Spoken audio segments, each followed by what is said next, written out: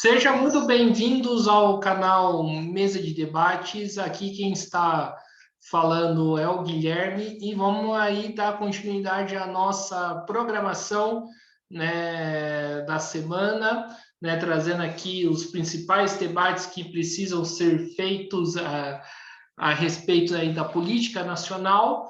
E hoje, agora, né, nesse dia 8/12, né, quando essa entrevista, né, ainda sendo gravada, né, convidei aqui a professora Carolina, né, uma professora de Direito Constitucional, né, e para falar um pouquinho aí da própria Constituição de 88, aí da própria relação, né, do governo com outros poderes e também, né, com a própria Constituição. Então, tudo bem, professora? Antes da gente começar, por favor, se apresente.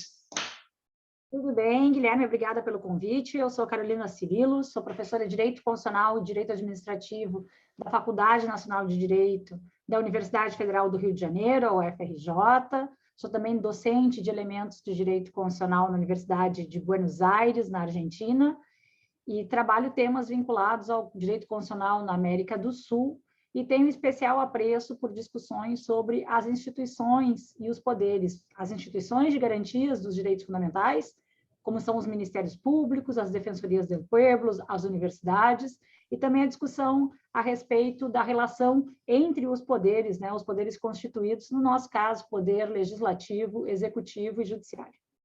Maravilha, então, professora. Então, do ponto de vista institucional, né, da visão da política clássica, né, digamos assim, qual que seria a importância de ter uma Constituição para o Estado e para a nossa sociedade? Guilherme, excelente pergunta. A discussão sobre o motivo pelo qual se tem uma Constituição e por que eu devo respeitar uma Constituição, né? Não só ter uma Constituição que organize e estabeleça as normas bases do sistema ou as normas de convivência de uma sociedade, mas também o motivo pelo qual eu devo respeitar uma Constituição, né? No constitucionalismo, que é uma invenção dos americanos, o direito constitucional, que é a primeira Constituição que nós temos é a Constituição Americana, e são eles que trazem as bases do que vem a ser o que a gente chama de constitucionalismo, especificamente essa ideia de que as sociedades elas se pautam por uma Constituição. Ele traz uma ideia que é fundamental e uma ideia de ruptura com os sistemas monárquicos, onde sempre se dizia que, por exemplo, num sistema monárquico, o rei é a lei. Num sistema constitucional, num Estado democrático constitucional de direito, nós usamos um novo brocado, que é no Estado, a lei é o rei, e não o rei é a lei. Isso significa que o quê? Que quem comanda, que quem leva o sistema, ou quem tem a força, não é uma pessoa na pessoa do monarca, mas sim são as normas de convivência, as normas constitucionais. Então, num sistema americano, num sistema constitucional, quem é o rei, né? Quem é o rei é a lei. E qual é a lei base do sistema?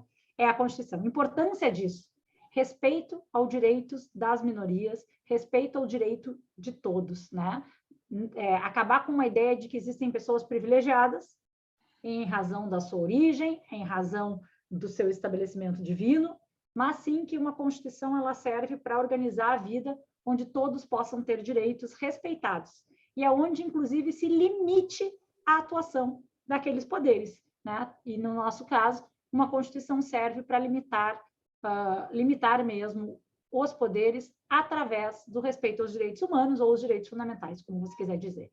Então, a importância de uma Constituição é essa, né? Importa uma Constituição para que o cidadão, a cidadã, tenha um trunfo contra os poderes, né? Possa dizer, eu tenho direitos e esses meus direitos é o que comandam e não o seu exercício arbitrário de poder. Então, é isso que é uma Constituição, e por isso que se funda a ideia de um Estado democrático de direito, um Estado constitucional de direito, onde quem comanda, onde a regra base é a lei, e não mais um monarca, ou mais uma pessoa, ou mais um poder.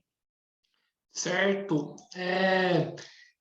Professora, uma coisa que me incomoda bastante, né, nos discursos bolsonaristas, né, é escutar falar que, né, que o presidente precisa mandar, né? Que é o presidente que manda.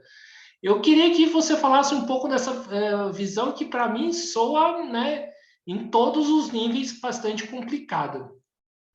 A ideia de que existe um presidente, que esse presidente manda, é uma ideia que confunde o constitucionalismo com o autoritarismo.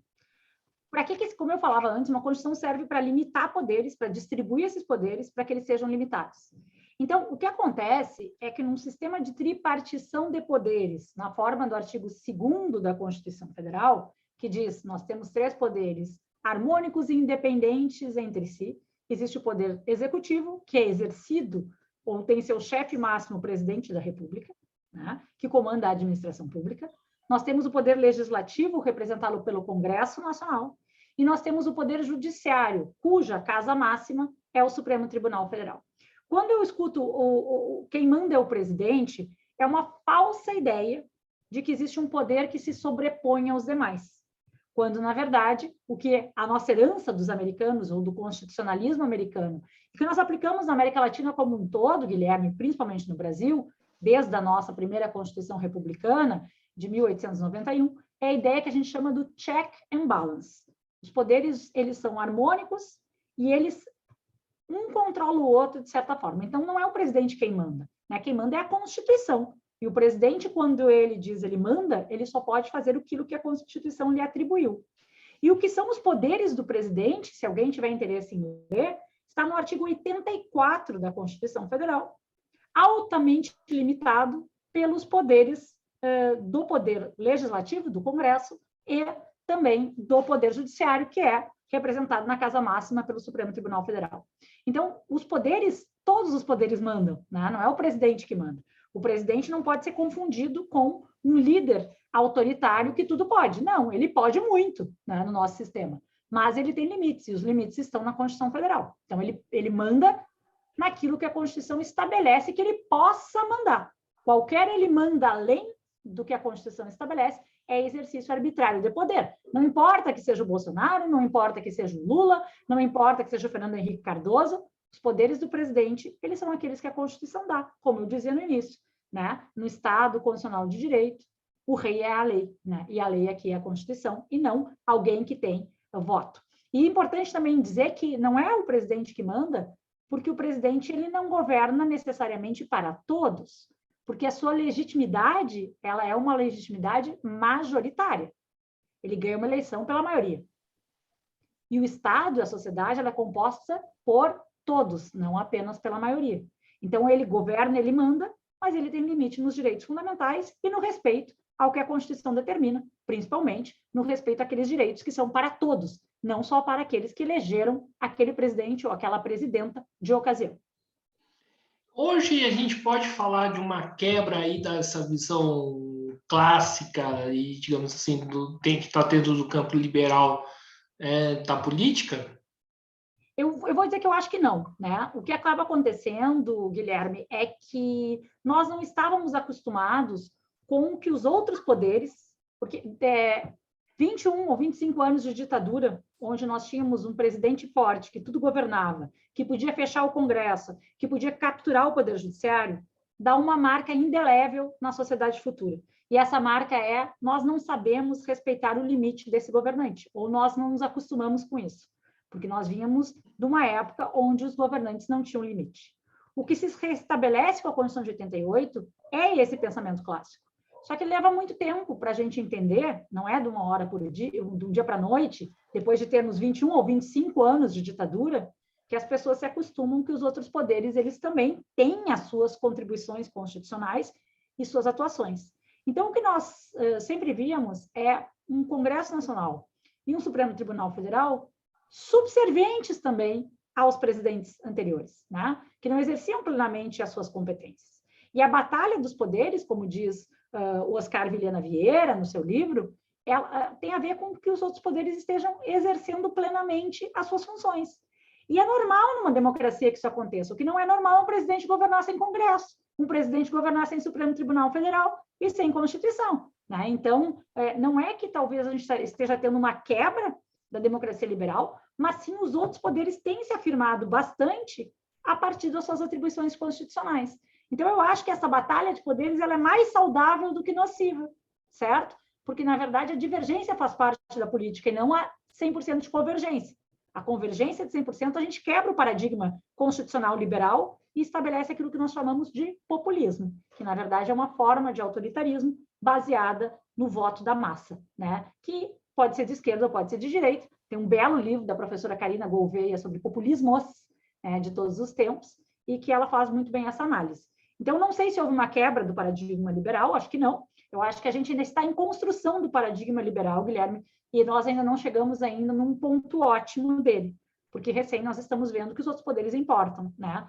Essa situação, por exemplo, de o chefe do Senado, presidente do Senado, devolver uma medida provisória por manifestamente inconstitucional ou, portanto, exercer plenamente a sua função de Congresso Nacional, de Poder Legislativo, inclusive contra a vontade do Poder Executivo, é algo que a gente não via de forma corriqueira, mas poderia ter sido feito e já havia sido feito antes, né? Então, eles estão se reafirmando como poder. Eu acho que isso é mais salutar do que nocivo para a nossa democracia, porque vai nos dar uma cultura de respeito aos três poderes e não aquela ideia de que é o presidente que manda, né? Que você diz que escuta tanto, né? Que não é verdadeira dentro de um sistema constitucional de tripartição de poderes. Mas aí que está a questão, né, professora? Como colocar, né, um freio num setor da sociedade que, né, que quer voltar naquela lógica, né, que o presidente que manda, né, que quer quebrar, né, esse caminho que o Brasil está fazendo, né?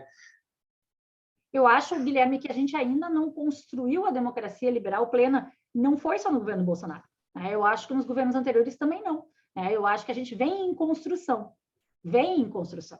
Então, não é só o bolsonarismo que tem culpa nisso, é uma parcela educacional nossa a respeito do que é uma Constituição e para que ela serve, né? Inclusive, não só dos governantes, mas nosso como sociedade, né? Por exemplo, a leitura da Constituição e o estudo dos direitos humanos seria altamente salutar para uma sociedade se constituir mais democrática, né? Os uruguaios conseguiram. Eles conseguiram vencer esse pessoalismo em relação ao presidente, eles conseguem fazer plebiscitos, eles conseguem fazer uma democracia mais direta, e eu acho que a gente tem que enfrentar isso, e acho que até os rompantes do presidente Bolsonaro servem para a gente tentar entender melhor o que acontece com construir uma democracia constitucional, né? E é importante que se diga, né? Os governantes passam, a sociedade fica, né? O que é o nosso grande problema é por que a gente ainda tem um pensamento autoritário, um pensamento de uma parcela da sociedade que ainda acredita que um presidente tem que ter autoridade e tem que se legitimar pela força e pela questão majoritária. Então, a gente ainda tem que superar o nosso autoritarismo como sociedade latino-americana, que é tão bem retratada desde a década de 60 por vários autores, né? Que esse autoritarismo faz parte da América Latina, né? O populismo, o autoritarismo. Talvez porque nós tenhamos a figura desse presidente forte, o chamado hiperpresidencialismo latino-americano, herança dos americanos. Certo. E como que você vê a relação, né, atual, né, do Poder Executivo, hoje do governo Bolsonaro, com o STF? Eu acho que, na verdade, acaba acontecendo que esse autoritarismo da parcela da sociedade, ou essa ideia que o presidente tem mais poderes e não está limitado pela Constituição, eu acho que é o que leva a esse atrito, né? Talvez o governo Bolsonaro não tenha entendido o limite do governo, o limite institucional, né? Que a Constituição deu. A Constituição não permite tudo ao presidente. Ela permite muito menos do que ele gostaria. Porque a verdade é que existem, por exemplo, orçamento impositivo, né? Não é tudo que eu posso deixar de gastar. Eu tenho direitos fundamentais que eu sou obrigado a levar a cabo, ainda que eu não goste desses direitos fundamentais. Eu tenho um Ministério Público me fiscalizando, e quando eu não fizer isso corretamente, ele vai estar lá. E eu tenho um Poder Judiciário que, na forma do artigo 102 da Constituição, é o guardião da Constituição. Então, toda vez que a Constituição estiver arranhada, a última palavra é dada pelo Poder Judiciário. E tem uma judicialização da política também, né, que não é nova, mas tudo se leva ao judiciário, né? Tudo que eu perdi, tudo que eu não gosto na decisão majoritária, na discussão do Poder Executivo, eu acabo judicializando, né? Mas eu acho que é uma má compreensão do que é a Constituição de 88 e dos limites que ela impôs ao governante, né? Então, a mentalidade autoritária ela não conseguiu ainda sair, de 67, 69, né, Guilherme? Então, eu acho que é importante que seja dito que o grande problema, eu acho, do governo como um todo, atual, é não ter entendido que tem poder judiciário, né? Não gostar que tem poder legislativo. Claro que é muito mais fácil você governar sem limite, né? Mas os limites estão ali postos e isso faz parte da democracia. Então, acho que essa é a grande batalha de poderes, né? Reconhecer que os outros poderes têm a mesma força do poder executivo. E não é uma coisa muito fácil, como eu disse. A geração, né, de ditadura, da noite para o dia, a gente não reconstrói uma democracia, mas é um processo. É um processo que vai crescendo. Certo. E o que precisaria fazer para a gente reverter isso? O processo está, por exemplo, como muitos falam, na educação, né? Precisa retocar uma nova geração ou precisa ser feito algo mais além? Eu acho que o respeito nas instituições de garantias de direitos fundamentais e a compreensão de que nós estamos dentro do marco do constitucionalismo liberal, eu acho que isso seria muito interessante a gente entender, né? Muitas vezes a gente escuta o governo dizendo nós somos liberais, quando na verdade não o são, né? Ser liberal implica em respeitar minorias, implica em respeitar divergências, ser liberal implica em querer que o outro seja livre, ser liberal implica em governar conforme as regras de um sistema jurídico, ser liberal implica em respeitar a Constituição. Então, muita coisa, né? A gente precisa mudar como sociedade nesse aspecto. A primeira questão é um respeito irrestrito às instituições de conhecimento, né? Essas instituições epistêmicas de conhecimento, que podem ser as universidades, podem ser os centros de pesquisa, mas pode ser a imprensa livre, né? Uma imprensa livre que possa fazer esse filtro epistemológico do próprio discurso autoritário. Hannah Arendt já dizia isso há muito tempo atrás, né, nos seus textos sobre a verdade e a política, como essas instituições de conhecimento, que passa pela imprensa, passa pela universidade, passa por centros de pesquisa, como elas têm um potencial enorme, né, através da transformação do conhecimento científico, não apenas a educação, mas uma epistemologia, como isso tem um papel libertador para que uma sociedade possa controlar os seus governantes autoritários. Então, quando se vê um ataque à universidade ou se vê um ataque à pesquisa, se nota que o signo autoritário está por trás, né? Porque não quer essa independência epistemológica. A própria existência massiva de fake news, né, Guilherme, que transforma a informação em um conhecimento deturpado, ela é um signo do autoritarismo. Então, o combate a esses inimigos da democracia, como são as fake news e o ódio à ciência, elas são um bom passo, talvez, para a gente começar a pensar em termos de uma sociedade menos autoritária e que seja menos respeitadora da vontade de um líder, daquele que manda, e mais respeitadora da divergência ou do liberalismo no sentido clássico, né? Então, quando eu falo que o governo não é liberal, eu estou dizendo que ele não é nesse sentido de respeito a uma democracia liberal e o respeito ao conhecimento e à divergência, né? E isso realmente é muito difícil na América Latina. Nós não somos liberais, nós estamos ainda tentando. Pode-se dizer, traçar um corte aí político entre liberalismo político e liberalismo econômico? Porque liberal econômico eu vejo que o governo é. Não é, né? O governo é intervencionista em matéria econômica, né? Ele intervém, por exemplo, no setor quando ele não respeita a ciência. Isso é intervencionismo, isso não é liberalismo, né? A gente confunde liberalismo econômico com privatizações, coisa que também o governo não fez, né? Então, o governo ele não tem um plano. Esse governo não, o governo mais liberal que nós tivemos talvez tenha sido o governo do Fernando Henrique Cardoso e também, de certa forma, o governo Lula, que não era altamente intervencionista no mercado, né? O governo Bolsonaro, ele é um governo parado, ele não é um governo liberal, né? Porque nem a pauta liberal eles conseguiram levar, que seria uma pauta de privatização, de diminuição do tamanho do Estado, de maior respeito à liberdade econômica. Na verdade, o governo Bolsonaro ele quer ser livre para ir nos cultos e nas igrejas, né? E livre para não tomar vacina. Mas liberal no sentido econômico, nem isso eles conseguem ser, né? Eles não são nem...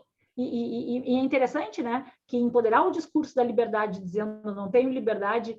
Estão tolhindo a minha liberdade porque eu não vou tomar vacina, é o maior fake news do discurso liberal, né? Porque dentro de um discurso liberal, nós estaríamos diante de alguém que tem que tomar vacina porque a economia tem que voltar a funcionar, porque as pessoas têm que ser livres para conviver com quem tem uma saúde plena. Então, é o antiliberalismo, o governo do Bolsonaro. Isso é um discurso liberal, né? É uma fake news do liberalismo, o governo Bolsonaro. Nem na economia, nem nos costumes, e nem na política. Essa é a parte mais interessante, né? Sempre falaram liberais na economia e conservadores no costume, mas não são nem na economia, né? Nem as privatizações prometidas, vamos chamar assim, né? Se é que prometida é a palavra correta para isso, mas anunciadas eles fizeram. Então, é bastante interessante. Mas nada mais intervencionista no mercado do que o calote dos precatórios, né? Isso é intervencionismo puro, né?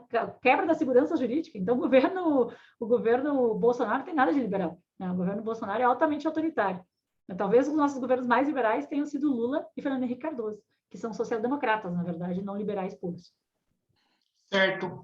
Outra questão que acho que seria importante a gente falar aqui, né, é que por parte dessa visão, por parte da direita, o STF toma, né, algumas medidas que alguns falam que são medidas antidemocráticas, né? Como, por exemplo, a prisão do Daniel Silveira, né, o Silveira, né, ou até mesmo a questão aí da vacinação. Como que você vê essa discussão? O STF é antidemocrático ou o pessoal, né, fala bobagem? Na verdade, assim, falar mal do STF é a coisa mais divertida que se faz desde a Constituição de 88, né? Então, todo mundo falou mal do STF. O Gilmar Mendes é a geni, né? Ele era a geni do governo Lula, é a geni do governo Bolsonaro. Lembra da geni, da música da geni do Chico Buarque? Joga a pedra na geni, maldita geni, né? Ela dá para qualquer um. Então, o Gilmar Mendes, ele é uma espécie de geni, né, do nosso sistema constitucional. Eu estou fazendo essa analogia brincando, né? E o Supremo Tribunal Federal. O Supremo Tribunal Federal exerce atividade do Supremo Tribunal Federal, né?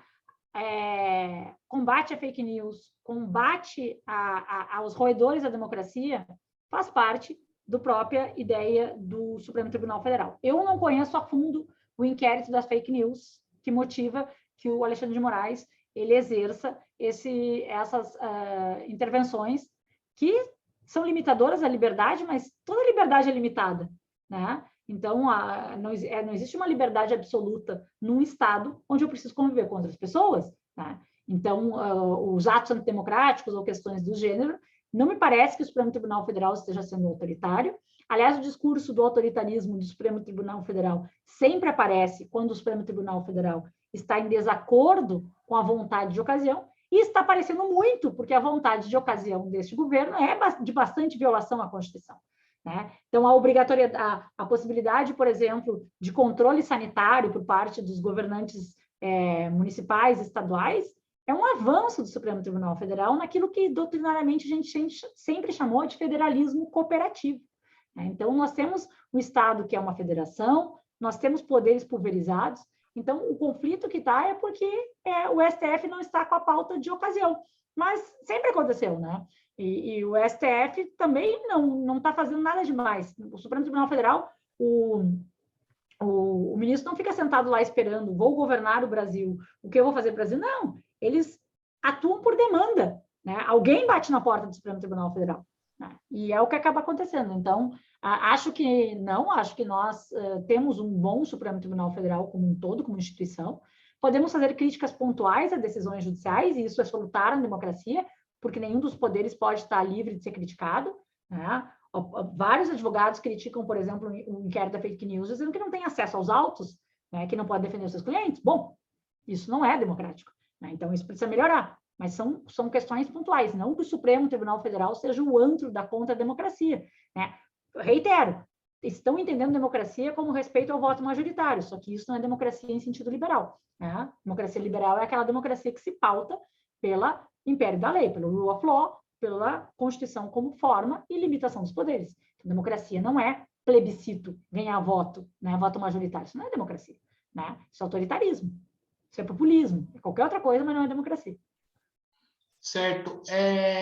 Agora aí falar do André Mendonça, né, que foi escolhido como ministro aí do STF. O que a gente pode esperar, né, dele aí no Supremo? Isso é só futurologia, mas o André Mendonça cumpre os requisitos constitucionais para ser ministro do Supremo Tribunal Federal. Ele tem notório saber jurídico, formação adequada, atuação como advogado, né? Eu posso não gostar politicamente da ideologia do André Mendonça, mas dizer que ele não tem condições de ser ministro do Supremo Tribunal Federal me parece que não, né? O que esperar dele? Eu espero que ele seja um bom ministro. Eu espero que ele entenda que a Constituição é o que governa o país. A questão, todo mundo fica dizendo, porque ele é evangélico, isso é preconceito religioso. Não é porque ele seja evangélico, terrivelmente evangélico, né? Mas, se você for analisar, todos os ministros supremos têm sua religiosidade ou são ateus. Só que nenhum deles é líder da igreja. Nós não temos um padre e um rabino no Supremo Tribunal Federal, mas nós temos um pastor. Essa é a diferenciação do André Mendonça em relação ao Fux, que é judeu, né? Por exemplo, ou o Aires Brito, que era espírita, ou qualquer outro ministro do Supremo que tem uma religiosidade forte. Só que vocês não podem confundir essa religiosidade forte com ser um líder religioso. E essa é o caso do André Mendonça, que preocupa a comunidade como um todo, né? Nós não temos um padre, um rabino, né, um babayorixá, uma iarlorixá no Supremo Tribunal Federal. Nós não temos líderes religiosos das outras religiões. Mas o André Mendonça é um pastor, então ele tem essa liderança religiosa. Então é esse o medo. Mas ele tem uma formação que lhe gabarita estar no Supremo Tribunal Federal sem problema nenhum, né? Isso, nesse aspecto, isso a gente só vai ver se ele vai efetivamente respeitar a Constituição, como ele prometeu, pelo menos na sabatina do Senado, né? Com as atuações dele. Quando advogado da União, o que se sabe é que ele sempre foi um advogado da União muito competente, como advogado da União, porque ele é advogado da União de carreira, né? E que assumiu uma postura pró-governo na Advocacia Geral da União. É que as pessoas confundem o advogado-geral da União com a AGU, com a Advocacia Geral da União. É que o AGU, o advogado-geral da União, é um ministro de Estado. Então, ele tem compromisso com a pauta governamental, né? Mas a AGU, instituição, não. Ela é uma instituição jurídica de defesa do Estado e não do governo, né? Então, essa é a grande diferença. Só o que nós vamos ver. Mas o que eu trago, assim, só de preocupação, e acho que não é só minha, é a questão de que não é a religião dele em si, mas sim a liderança religiosa que pode criar um certo conflito, né? Nós não temos o padre e o rabino, nem o Baba Yorixá e a Ilha Lorixá dentro do Supremo Tribunal Federal, né? Mas temos um pastor. E, professora, na verdade, assim, uma das coisas que eu andei refletindo aí nessa questão da escolha, né, do André Mendonça, né, é que, assim, primeiramente me pareceu que o Bolsonaro quer um STF que ande de acordo com o que ele quer, né? Ele já acho que é o segundo ministro, né, que ele escolheu. Eu posso estar errado nessa minha visão? Eu acho que todos os presidentes pensam isso quando indicam os ministros para o Supremo Tribunal Federal. É um privilégio do Bolsonaro. Todos, né? Tanto é que os advogados da União, do governo Lula e do governo Fernando Henrique Cardoso são ministros do Supremo Tribunal Federal. A pergunta que eu te faço é: Gilmar Mendes e Toffoli, que têm a mesma condição prévia do André Mendonça, foram subservientes necessariamente aos seus governos? Eu posso inferir isso pelo simples fato de eles terem participado do governo? Então, aconteceu exatamente a mesma coisa no governo Fernando Henrique e exatamente a mesma coisa no governo Lula, né? Não é novidade do governo Bolsonaro. Gilmar Mendes era o advogado-geral da União do Fernando Henrique Cardoso e o Dias Toffoli era o advogado-geral da União do governo Lula. Não vejo que isso seja necessariamente um problema, né? Não é privilégio do governo Bolsonaro esse discurso. Se você for analisar, esse é o discurso de todos os governos que indicam o ministro do Supremo Tribunal Federal. O governo Fernando Henrique indicou vários, eles já se aposentaram, né? O governo do PT, vários, foram necessariamente subservientes ao governo PT? Pode-se dizer que o Barroso foi subserviente ao governo Dilma, por ter sido indicado pela Dilma? Então, essa inferência que se faz, ela não é necessária, ela é contingente, né? A história nos prova que não, que eles se tornam independentes, né? Celso Mello foi subserviente ao Sarney? Nunca. A história conta que é exatamente o contrário, que o Sarney uma vez ligou para ele chamando, né, dizendo que ele deveria ter votado com o governo, e ele disse que não, né, que ele não era um ministro do governo, que ele era um ministro do Supremo Tribunal Federal. Essa história é famosa. Então, a história prova o contrário. Eu não posso inferir que o André Mendonça ou o Nunes Marques serão subservientes ao governo Bolsonaro por terem sido indicados por ele. Essa mesma discussão foi feita com todos os ministros indicados pelo Lula, com todos os ministros indicados pela Dilma e pelo Fernando Henrique Cardoso e por todos os governos. Então, não me parece adequado. Eu, como professor de direito constitucional, não posso dizer uma coisa dessa, porque é uma temeridade. Né? A imprensa pode dizer, o leigo pode dizer, partido político pode ter essa retórica, mas um professor de direito constitucional que disser isso é charlatão, né? Não é o caso. É contrafático que ele vá dominar o Supremo porque indicou 2 ministros e porque faça esse discurso dizendo eu quero ministros aliados, né? Não é necessariamente isso que vai acontecer. Né? A história prova que os ministros ganham vida própria, não o contrário. Em todas as circunstâncias que nós tivemos objeto de ver. Todas, absolutamente todas. Certo. Eu duvido que seja diferente com o Nunes Marques e com o André Mendonça. Certo. E agora, indo um pouquinho aí da própria Constituição, né, o que você acha que precisa avançar aí na Constituição de 88? O que precisaria ser defendido? Eu acho que a Constituição de 88 ela precisaria ter um pouco mais de respeito à participação popular. Ela poderia ser uma Constituição onde tivessem mais formas de participar. O artigo 14 fala que a participação é através do sufrágio, do voto direto, secreto, da iniciativa popular, mas isso é muito pouco exercido. Nós temos muito pouco espaço para a democracia mais direta, que seria uma forma da gente se apropriar da Constituição e respeitar a democracia e respeitar a Constituição. Então, eu acho que a Constituição de 88 ela poderia avançar nas melhores formas de participação democrática e, principalmente, né, em ser respeitada e conhecida. A Constituição de 88 ainda é uma ilustre desconhecida, 33 anos de idade, e ainda é muito desconhecida pela população. A população não se apropriou ainda da sua própria Constituição, deveria, porque é uma forma da gente limitar os poderes, inclusive esses discursos, né? O presidente tudo pode, o presidente é substituto do rei, por atribuição divina ele é presidente, o voto é tudo que pode. Não, o voto é só uma parcela da democracia, né? A democracia é respeitar a Constituição, não apenas votar. Não, tanto é que é uma coisa bastante interessante que você falou aí da questão do voto, né? Que existe a maior fake news da Constituição quando o pessoal fala que o artigo 1º da Constituição fala que, né, todo poder emana do povo, sendo que na verdade não é. Na verdade, o primeiro artigo da Constituição, me corrija se eu estiver errado, fala aí da composição do Estado.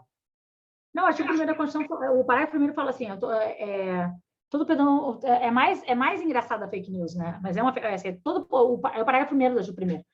Todo poder emana do povo que o exerce diretamente ou através dos seus representantes, vírgula, na forma dessa Constituição. Então, o exercício do poder soberano pelo povo é limitado pela Constituição, é isso que está dizendo. Né? Está dizendo, é o parágrafo 1º do artigo 1º, ele está dizendo isso, né? Que o poder emana do povo, não se suprime o poder do povo, mas o exercício desse poder ele é limitado pela Constituição. E esse limite pela Constituição se dá, por exemplo, através da representação política, né, que é quando nós votamos e nós escolhemos nossos representantes. Então, tem autores que dizem que a nossa Constituição ela inaugura uma democracia semidireta. Né? O poder emana do povo, mas o governo e as normas elas se dão através da representação. Quando a gente faz o voto, por exemplo, para a Câmara, para o Senado, para o presidente, né? Isso é exercício de democracia representativa.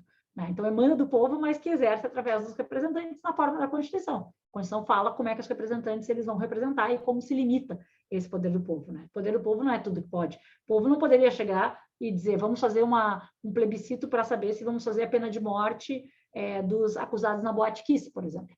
Isso não faz sentido nenhum em democracia liberal, onde se tem respeito aos direitos e garantias fundamentais. Então, o povo poderia dizer, olha, é político, nós queremos cortar a cabeça de todas essas pessoas que estão sendo acusadas do incêndio na Boate Kiss e azar dos respeitos aos direitos fundamentais dos acusados, porque, afinal de contas, o povo decide. Isso seria o exercício ilimitado de poder, né, pelo povo. E é um contrassenso dentro de um constitucionalismo que, na verdade, serve justamente para evitar esse abuso do exercício do poder político. O poder político não tudo pode. O poder político tem pré-compromisso com respeito aos direitos humanos. Né, mínimo, né, de uma sociedade organizada. Senão é barbárie, senão a gente não tem, não aprendemos nada, né, com iluminismo e com limitação de poderes. É isso dentro do direito constitucional, né, como explicação teórica. Essas demandas aí que são absurdas a respeito, por exemplo, da questão da pena de morte, né, isso caberia, né, ter uma outra Constituição? Não, na verdade não, nenhuma outra Constituição poderia prever algo do gênero. né? Porque as constituições, elas não são ilimitadas, elas têm pré-compromissos. Existe um pré-compromisso, a gente não mora sozinho no mundo, né? Nós moramos vinculados a um sistema de proteção internacional de direitos humanos. Então, essa ideia que nós podemos normatizar e fazer tudo do nada, sem respeitar direitos, né? Essa é falsa, né? É uma ideia falsa, nós não estamos sozinhos e não funciona assim, né? Existe algo que é global hoje em dia, que são os respeitos aos direitos fundamentais, principalmente em sociedades ocidentais vinculadas pelo comércio. Então, seria... quem usa esse discurso, vamos fazer uma nova Constituição, que aí nós podemos diminuir a minoridade, ou podemos botar pena de morte, ou proibir o aborto. Na verdade, não funciona assim. A nossa Constituição também não foi ilimitada. Ela respondeu a pré-compromissos constitucionais que essa história do século XIX, de que tudo podemos fazer no nosso Estado-nação, é uma ideia falsa. O mundo globalizado não permite mais isso, né? Por exemplo, a pandemia nos mostrou mais ainda, né? Luigi Ferraioli começou a escrever um livro chamado Constitucionalismo da Terra, ou a ideia de um constitucionalismo global, né? Então, questões de meio ambiente, questões da pandemia, ou questões de respeito aos direitos fundamentais não estão no critério discricionário de um povo escolher como vai ser, né? Existe uma coisa que está para além da minha possibilidade de voto. A Constituição seria, né? Vou permitir, mas acho que não faz muito sentido mais, né? Pensarmos na categoria do Estado-nação e soberania, estilo João Baudin, lá, século XVII, XVIII, e Companhia Limitada. Isso não existe mais, né? A globalização não nos permite, ou graças a Deus, né? Ou não, ou graças a nós, não nos permite mais esse tipo de rompante. Vamos fazer uma nova Constituição para permitir diminuição de minoridade penal, ou pena de morte, ou tortura. Isso não faz sentido dentro para um discurso de direito constitucional, né? Se você quer se apropriar de um direito constitucional, não é assim que vai dar para fazer, né? Não é a Constituição que você vai usar, é a força, é outra coisa, é outra categoria. Esse que é o ponto interessante, né? Porque, pelo menos, o que eu vejo, assim, né? Inclusive, tem um debate muito interessante entre o Domênico Lussurdo e agora eu esqueci o nome do cara, né? Que coloca que, né? Que a Constituição... que fugiu o nome do cara. Putz, na hora que não tinha que fugir. Que coloca que os direitos têm os seus avanços, também têm seus retrocessos também, né? Em cima dessa colocação, né? Você acredita que não pode ter uma quebra aí dos direitos, das garantias que a população tem? Veja, né? Existem três, quatro tipos de formas de direito.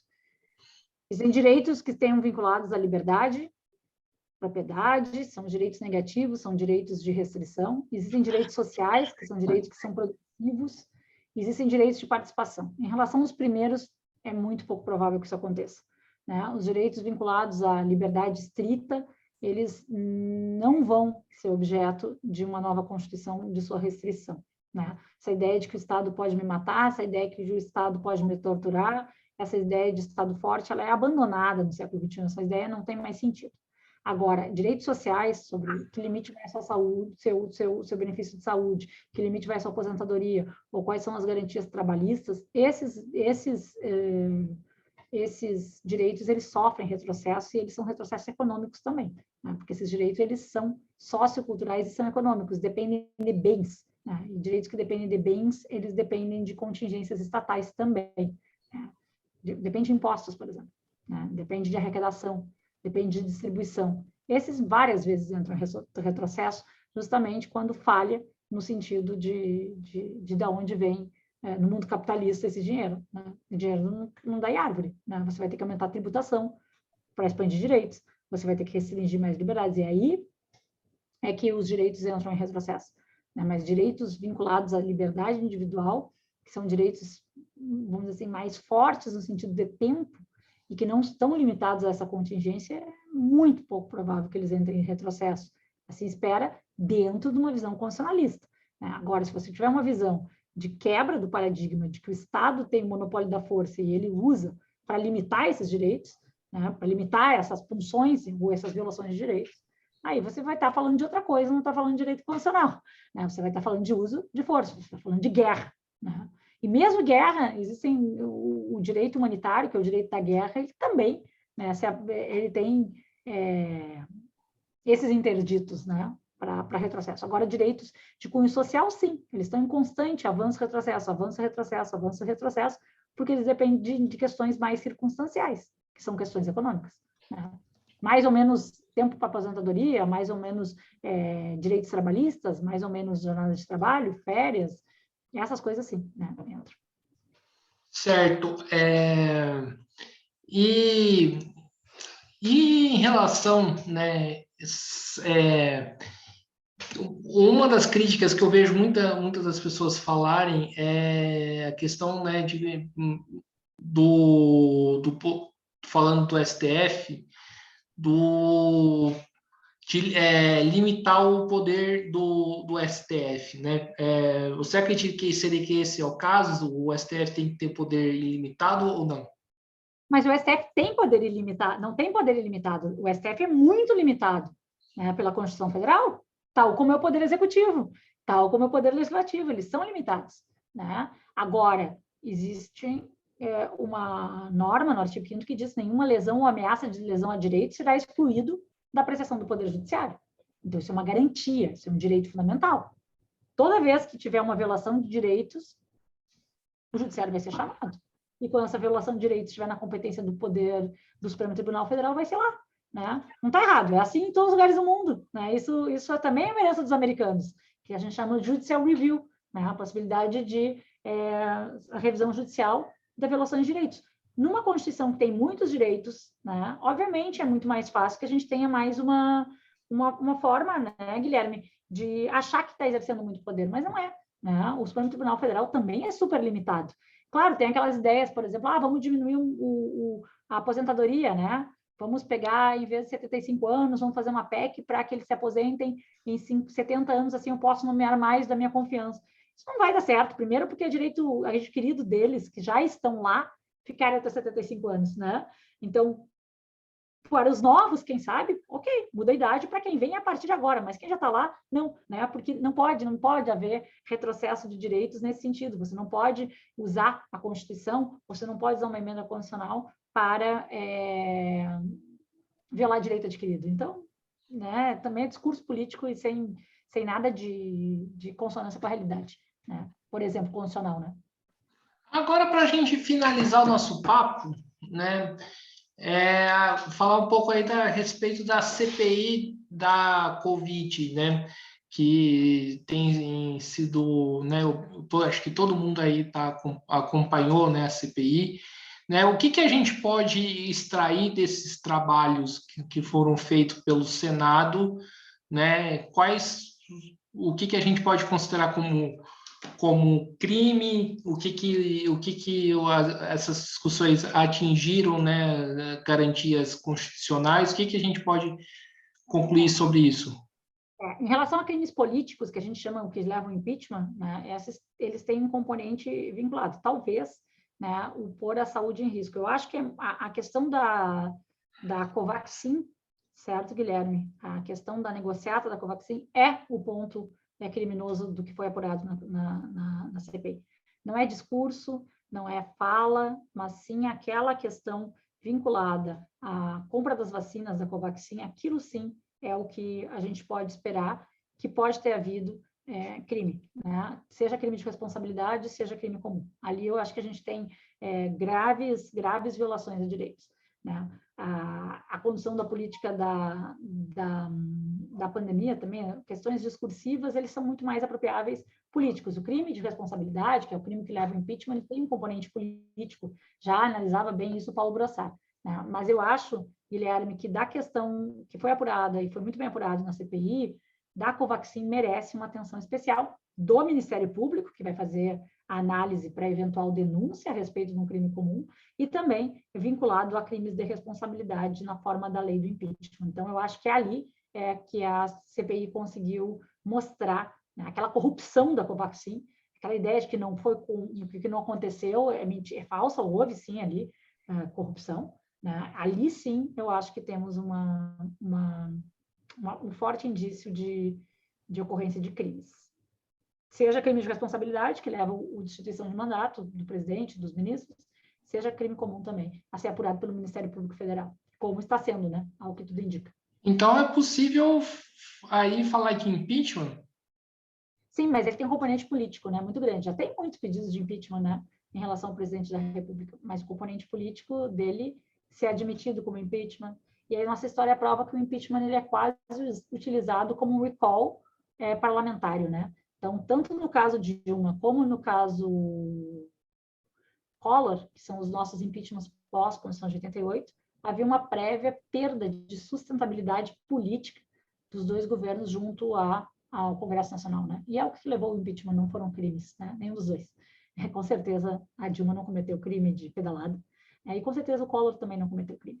Então, aquilo, tanto que ele renunciou, não foi nem apurado no caso dele, e acabou absolvido nos casos. Então, está muito mais vinculado a um componente de perda de sustentabilidade política dos governos do que ocorrência de crime, né? Você não pode dizer que a Dilma cometeu um crime, né? Não cometeu, nenhum. Então, na verdade, ela foi empichada, ou que a gente chama empichada, mas foi destituída do cargo, acusada e condenada por um crime de responsabilidade, porque ele tem um componente político e não jurídico. Se fosse jurídico o processo ali, jamais teria acontecido isso.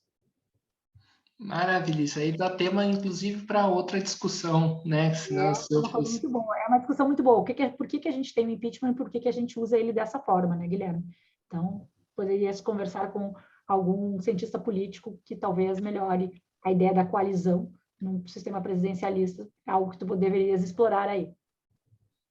Então, tá certo. Então, professora Carolina, então estamos encerrando aqui mais uma entrevista aí do Mesa de Debates, né? Você falou, colocou aí que você tem a questão do tempo, então resolvi encurtar um pouco aí o nosso papo, né? E quero Mas falamos agradecer. bastante também, né? Falamos bastante já de bastante coisa, deixamos assim para as pessoas ficarem pensando, né? A ideia aqui não é para botar debate para que as pessoas reflitam, não é isso, Guilherme? Agora vamos refletir. Pode ser, sim, de uma certa maneira ou outra, então sim, né? Então, quero aí agradecer a participação dela e passo a bola para ela de novo fazer as considerações finais. Então, Guilherme, obrigado pelo convite. Foi um prazer estar aqui no teu canal, conversar um pouco com os teus seguidores, né? E deixar um recado final de dizendo o respeito à Constituição, ou a apropriação da Constituição e da democracia é algo que nós, como sociedade, ainda precisamos melhorar, né? Mas eu confio que quanto mais fraturas que a gente imagine que sejam na nossa democracia, ou tretas entre os poderes, elas são boas, porque acaba que a gente acaba refletindo sobre essa batalha dos poderes, inclusive a academia, os professores, que são obrigados também a conversar com a sociedade sobre aquilo que às vezes a gente está estudando e acaba não tendo oportunidade de conversar com quem não é da área, né? Então, eu agradeço o teu convite e estou à disposição. Muito obrigada. Maravilha, então, mais uma vez aqui agradecendo a professora Carolina, agradecendo a você que nos acompanhou até o final. Peço aí que se inscrevam no canal Podcast Mesa de Debates de Tudo Um Pouco. Comentem, né, nesse vídeo, se concorda, coloca suas opiniões sobre esse tema, né? Curta esse vídeo, curta outros vídeos, compartilhe esse vídeo nas redes sociais, curta a nossa página Podcast Mesa de Debates de Tudo Um Pouco no Facebook, né? Siga a nossa página do Mesa de Debates no Instagram e, né, acompanhe o nosso blog, né? Então, muito obrigado a todos, fiquem atentos aí à nossa programação e até a próxima, pessoal. Fui! Tchau, tchau.